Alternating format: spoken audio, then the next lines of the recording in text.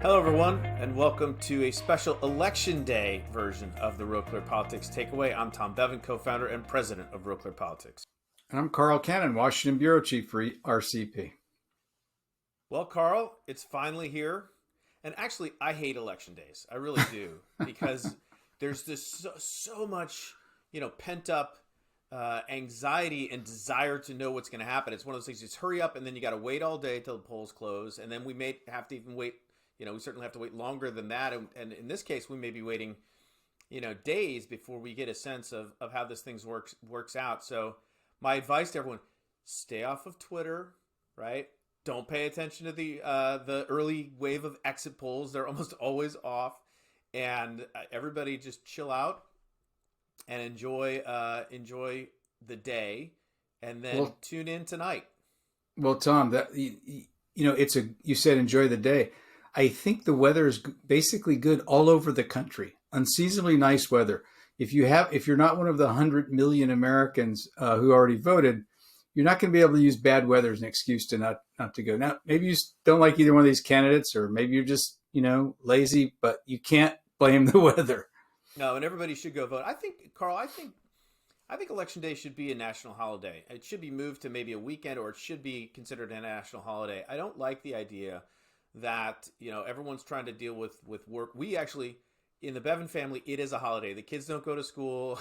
We take it off because Dad's busy, and so we've always treated it as a sort of family holiday. I think it should be a national holiday. Do you agree? I do too. I think this the Democrats, we've talked about this before. The Democrats went to motor voter, they called it, in the 90s. Democrats have always thought if they could get everybody to vote, they'd win. I don't know if that's true or not, but it's a civic impulse that I applaud.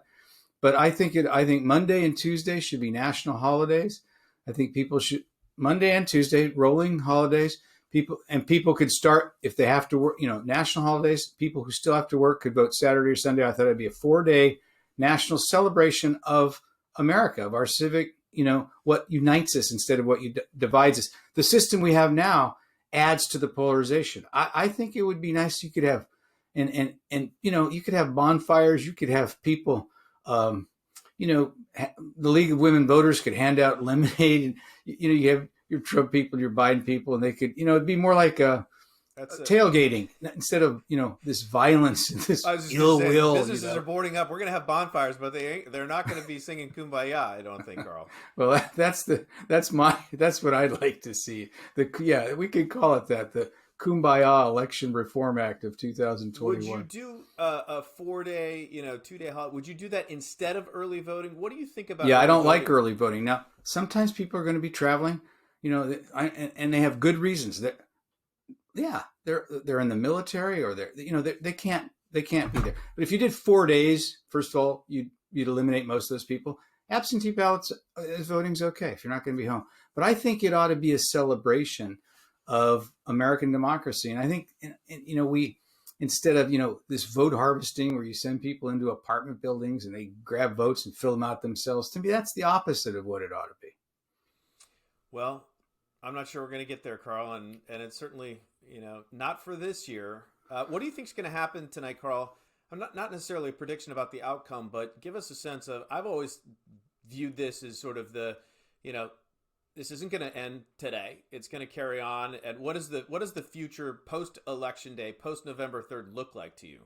Well, as you know, Tom, and you're being very kind to me, because I've been predicting that this thing we'd know today. I've been looking at the polls, and I thought Joe Biden had a comfortable lead. In this morning's Real Clear Politics poll average, Joe Biden now has a smaller lead in Pennsylvania over Donald Trump than Hillary Clinton did in Pennsylvania over Donald Trump 4 years ago. So I guess I want to revise and extend my remarks, as they say in the Senate. This thing could go on for a while. I still think, and you've said this, Florida will tell us a lot. If Joe Biden wins Florida and they count the votes there fast, whatever you think about hanging chads, Florida actually counts their votes pretty fast. If Joe Biden wins Florida, this thing could start to look like a normal election. If that's too close to call, if Pennsylvania's too close to call, we could be in this for a while. And what does that look like, Carl? I mean, are we going to have, rioting in the streets? Are we going to have, craziness happening for, I mean, certainly there will be recounts, there will be election challenges, and we'll be back to this idea. And I'm sure I can just envision it. We'll have stories about ballots showing up out of nowhere. Trump will tweet that out and say it's fraud, it's rigged. We'll have poll watch. I mean, it'll be craziness. Tom, in our current hyper-partisan environment, there is nothing that the two parties won't do or say. And at the top people, I mean, Kamala Harris and Joe Biden casting aspersions on a vaccine for coronavirus. Donald Trump repeatedly casting aspersions on the very election processes that brought him into power. It's irresponsible. Is too mild a word for what it is. Yeah, we're going to see more of that. But the point is that some states, Pennsylvania is one of them, Utah is another. The leaders have gotten together and said, this is no one way to run a railroad. Americans need to have faith in the efficacy and honesty of their elections. And I don't know if this election will give us that, but I know that's a problem we definitely need to fix. Yeah. Well, we'll know soon enough whether it's tonight or whether it's tomorrow or 2 weeks from now. But in the meantime... Well, either way, though, we'll be here tomorrow. Either way, we're going to be here tomorrow. But in the meantime, for anybody who hasn't already voted, go out and vote. And then take my advice and sit back, open a bottle of wine, watch a movie, chill out, and get ready, for the returns when they start coming in finally later on tonight. I'm Tom Bevan, president and co-founder of RealClearPolitics.